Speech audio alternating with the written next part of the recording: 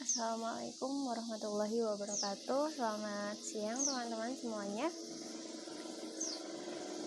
Pada kesempatan kali ini saya akan mempresentasikan tentang teori validitas dengan tugas dari mata kuliah Psikometrika Sekolah Tinggi Psikologi Yogyakarta. Baik, langsung saja. Apa sih validitas itu? Validitas dikonsepkan sebagai kemampuan suatu tes untuk mengukur atribut yang seharusnya diukur. Jadi, suatu tes itu akan dikatakan valid atau memiliki tingkat validitas yang tinggi apabila ia mampu mengukur atribut ataupun variabel yang seharusnya akan diukur oleh peneliti.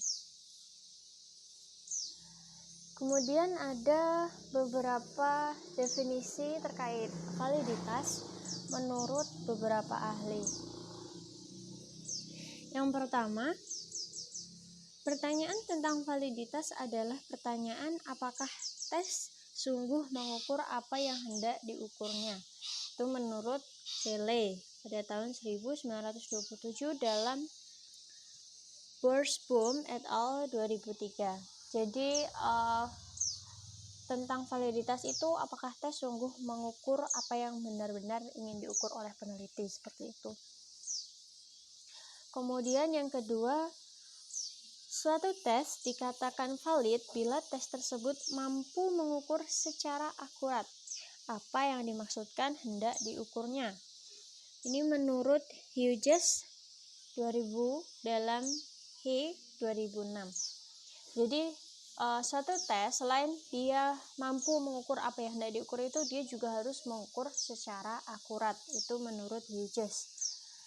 Kemudian yang ketiga, suatu instrumen ukur atau tes yang tinggi validitas fungsi ukurnya akan menghasilkan error pengukuran yang minimal. Kemudian validitas menurut sudut pandang teori skor murni klasik yang sudah dijelaskan oleh presentator sebelumnya, mengindikasikan seberapa dekat besaran skor tampak mendekati besaran skor murni.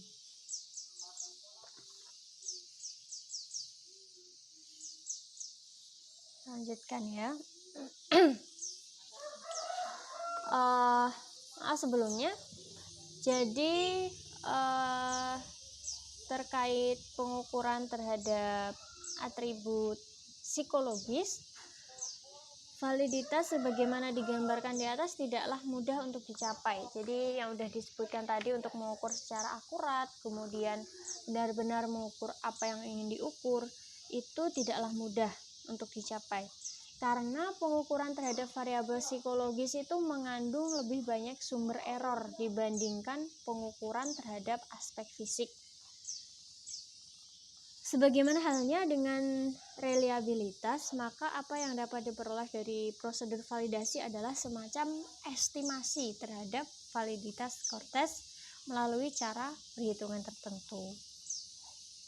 Jadi akan dihasilkan suatu estimasi seperti itu yang akurat.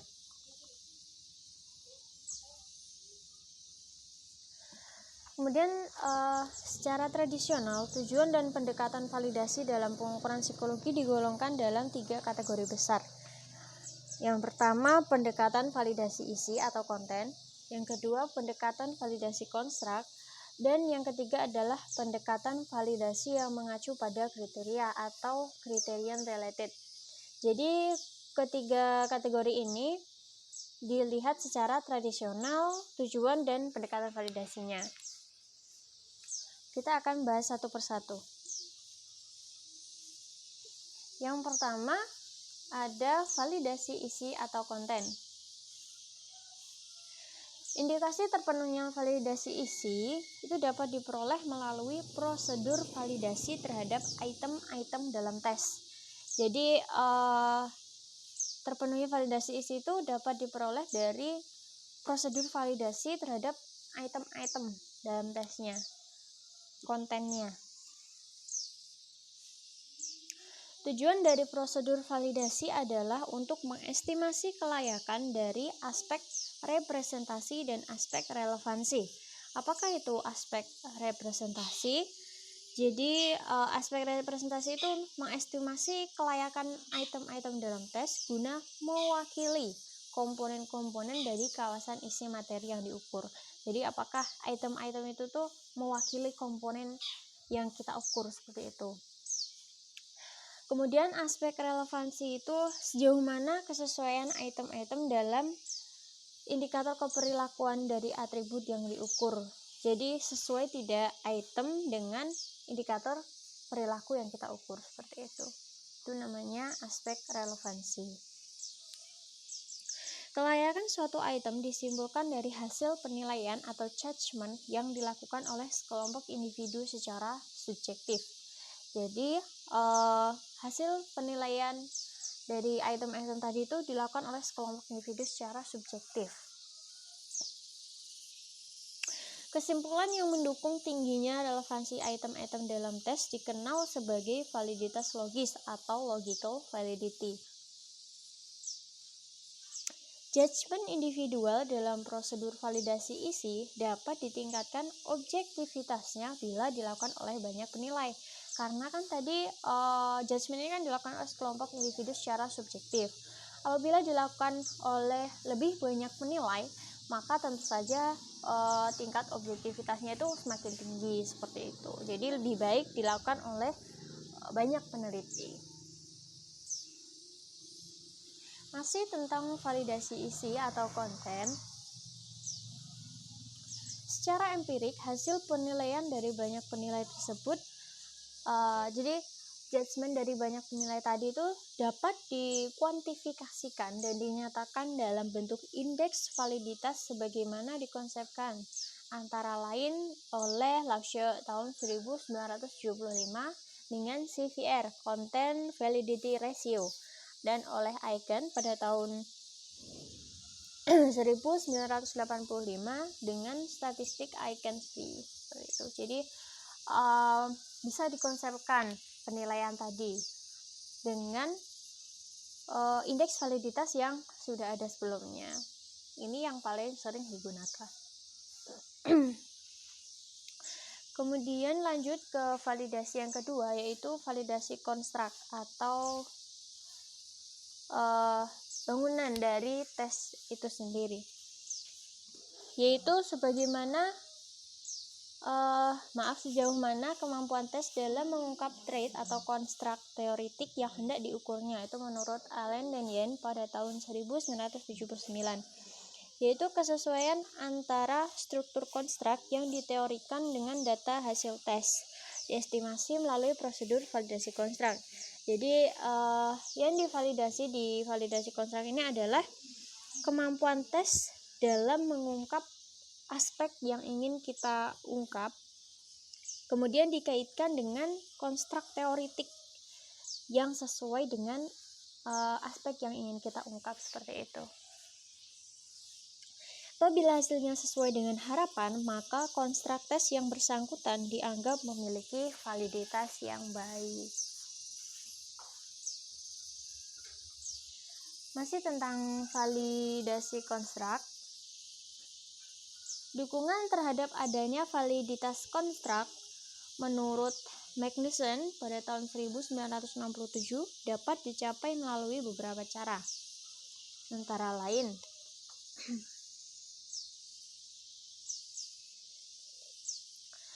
yang pertama, studi mengenai perbedaan di antara kelompok-kelompok yang menurut teori harus berbeda. Ini maksudnya studi yang bagaimana dan bagaimana caranya?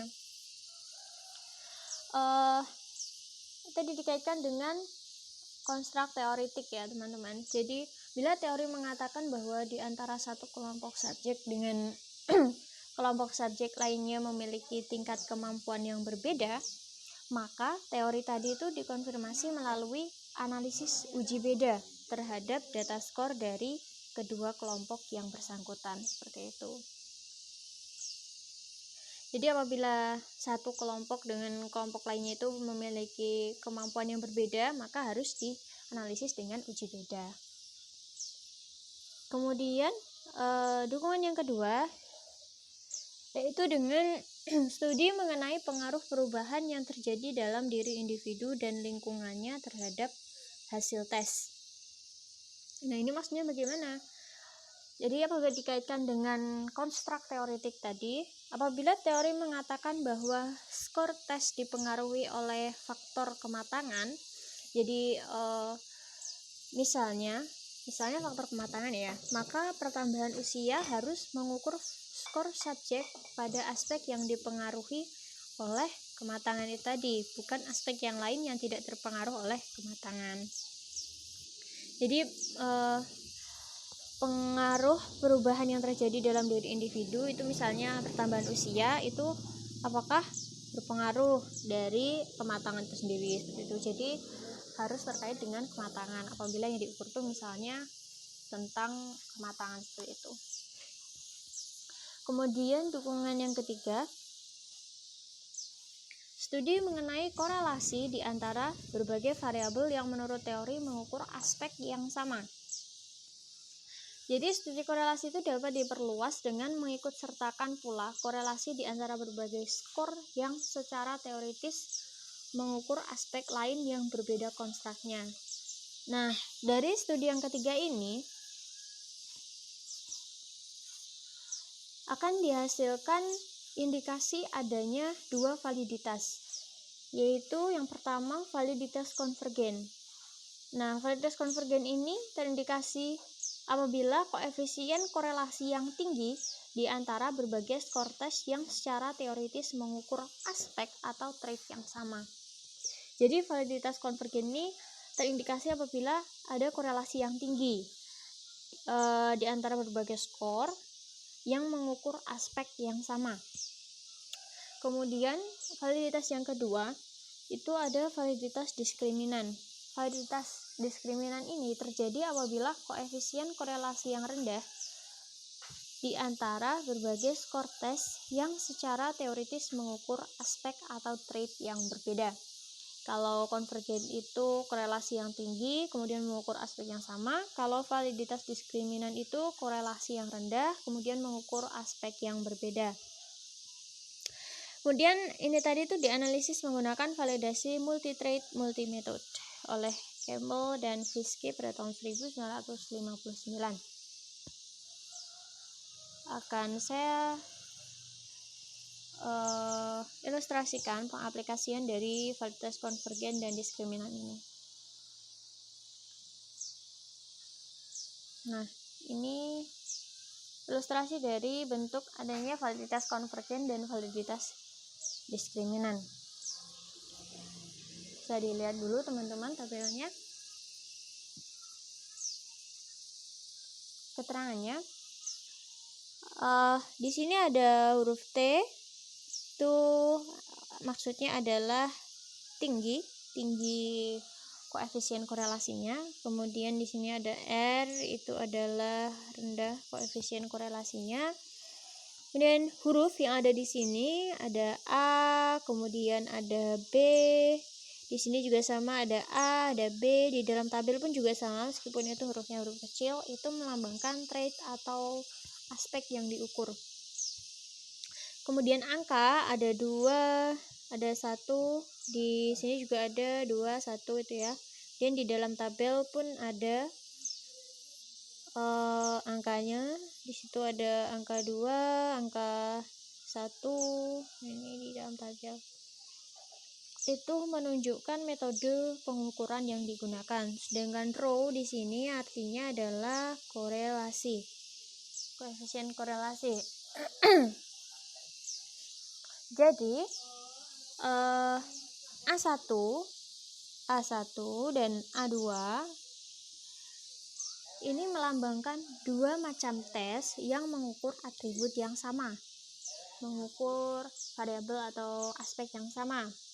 AA itu kan tadi melambangkan aspek yang diukur, jadi sama ya, namun menggunakan metode pengukuran yang berbeda. yaitu yang di sini menggunakan 1 dan yang di sini menggunakan 2. Kemudian A1 jika dibandingkan dengan B1 ini berarti ia mengukur aspek yang berbeda, karena yang A1 ini kan mengukur aspek A, misalnya kecerdasan emosi. Kemudian yang B ini mengukur aspek terkait kematangan sosial misalnya. Namun menggunakan metode yang sama, yaitu misalnya metode 1 ini. Karena hurufnya sama, angkanya sama. Seperti itu ya teman-teman. Kemudian dari tabel ini kan datanya dari mana? Ya dari tabel ini ditarik. Di sini kan ada A1. Maka di sini tulis A1, A2, row ini koefisien korelasinya. Ini menghasilkan koefisien korelasi yang tinggi T, karena menggunakan pengukurannya itu berbeda, metode pengukurannya berbeda dan aspek yang diukur itu sama. Jadi hasil koefisien korelasinya tinggi. Namun apabila menggunakan metode pengukuran yang sama, kemudian aspek yang diukur itu berbeda, maka hasil koefisien korelasinya adalah rendah. Seperti itu. Jadi sudah terbukti dari tabel ini. Kemudian validasi konstruk, jadi masih tentang validasi konstruk yang tadi dapat dilakukan melalui prosedur analisis faktor atau confirmatory factor analysis. Tes yang diuji akan dikatakan memiliki validitas faktorial yang memuaskan apabila menunjukkan muatan faktor yang relatif tinggi seperti muatan pada marker tes. Nah, prosedur dari validasi faktorial ini sendiri jadi harus disertakan satu rangkaian tes yang telah terbukti berfungsi dalam mengukur faktor yang bersangkutan. Nah, rangkaian tes itu disebut marker tes. Seperti itu.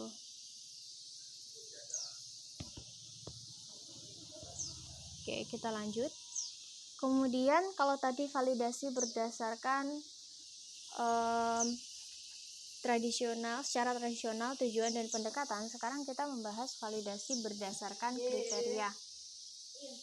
Abaikan suara mama saya ya teman-teman.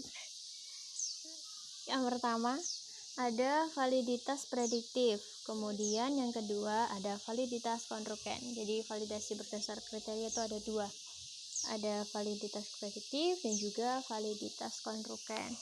Kita akan bahas satu-satu. Yang pertama validitas prediktif.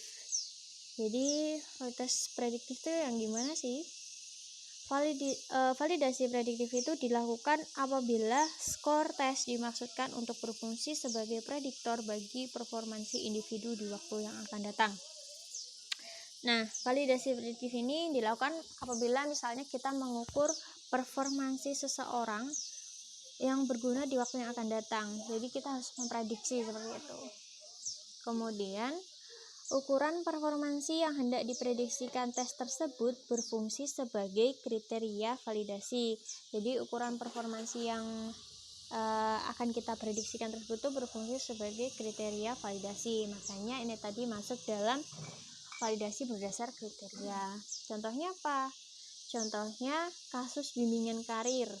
Itu kan kita harus memprediksikan karir seseorang gitu. Misalnya ada yang datang buat bimbingan karir, itu kita harus memprediksi. Nah, itu harus divalidasi dengan validitas prediktif. Kemudian contohnya lagi penempatan karyawan sesuai kompetensi. Kemudian misalnya bimbingan jurusan kuliah yang dilakukan oleh siswa SMA. Nah, itu kan kita harus memprediksikan performansi individu tersebut. Lanjut ke validitas yang kedua, yaitu validitas konrugen.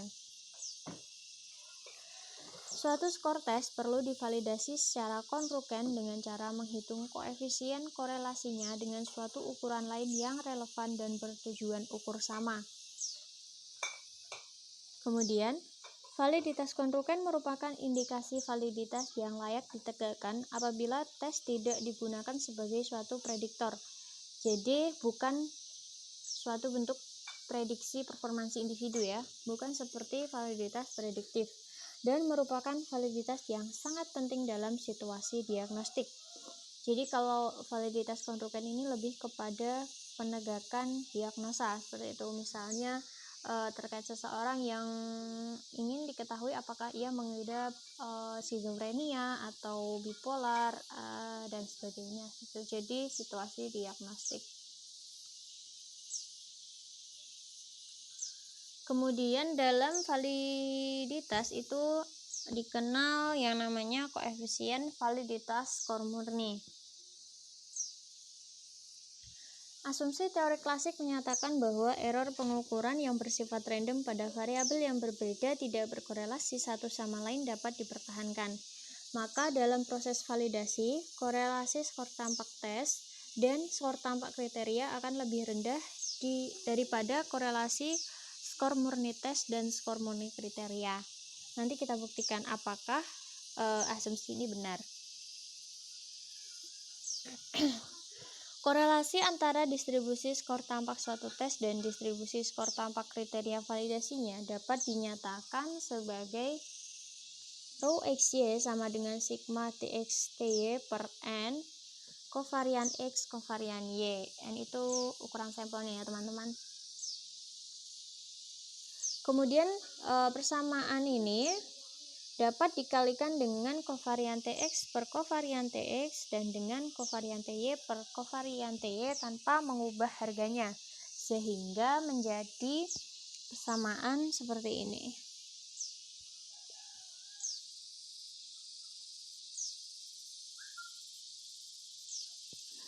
Nah, persamaan tadi yang bawah tadi dapat ditulis ulang dalam bentuk perkalian dari 3 pecahan. Nah, ini menjadi rho XY sama dengan sigma TX TY per N kovarian TX kovarian TY dikalikan dengan pecahan kovarian TX per kovarian X dan dikalikan lagi dengan pecahan kovarian TY per kovarian Y. Sisi kanan dari persamaan ini dapat dinyatakan dalam bentuk formula koefisien korelasi dan formula koefisien reliabilitas yang sudah kita kenal sebelumnya. Menjadi lebih sederhana. Rho XY sama dengan rho TX TY diakarkan dari rho XX aksen dikalikan dengan rho YY aksen. Dikarenakan harga koefisien reliabilitas rho XX aksen dan rho YY aksen dapat dipastikan selalu lebih kecil daripada 1,0, maka koefisien korelasi skor tampak rho XY akan selalu lebih kecil dibandingkan koefisien korelasi antara skor murni, yaitu rho TX TY. Dengan demikian, persamaan tadi dapat dinyatakan dalam bentuk suatu estimat terhadap koefisien validitas skor murni, yaitu rho TX TY sama dengan rho XY per akar dari rho XX aksen dikalikan dengan akar dari rho YY aksen. Dengan keterangannya, rho XY itu koefisien validitas skor tampak tes. Kemudian rho XX aksen adalah koefisien reliabilitas skor tes sebagai prediktor dan rho YY aksen sebagai koefisien reliabilitas skor kriteria. Nah, persamaan yang terakhir tadi dikenal sebagai formula koreksi terhadap efek atenuasi atau correction for attenuation. Apa sih efek atenuasi itu? Efek atenuasi adalah terbatasnya koefisien validitas skor tampak tes diakibatkan error pengukuran yang ada pada skor prediktor dan skor kriteria validasi. Makanya tadi di formulanya kan ada skor prediktor dan skor kriterianya seperti itu. Kita lanjut ke contoh pengaplikasiannya ya teman-teman.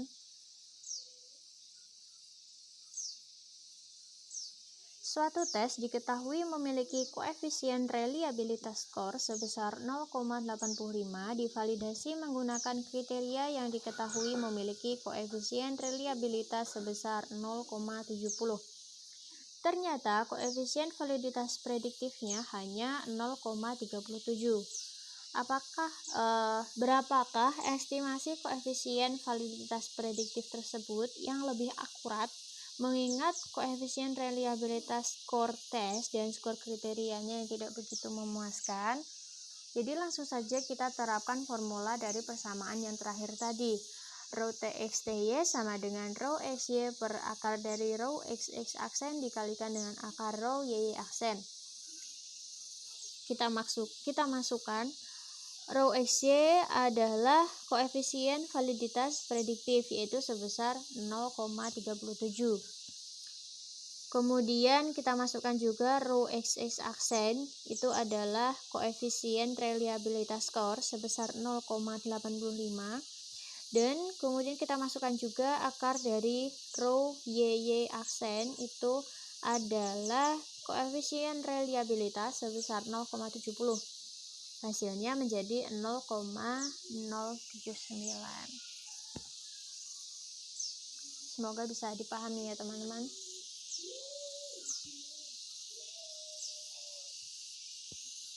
Baik, saya lanjutkan.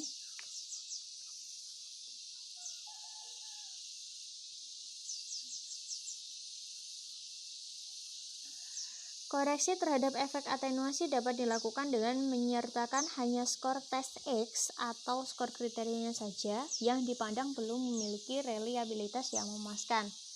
Nah, selain formula tadi, bisa menggunakan dua formula ini ya teman-teman.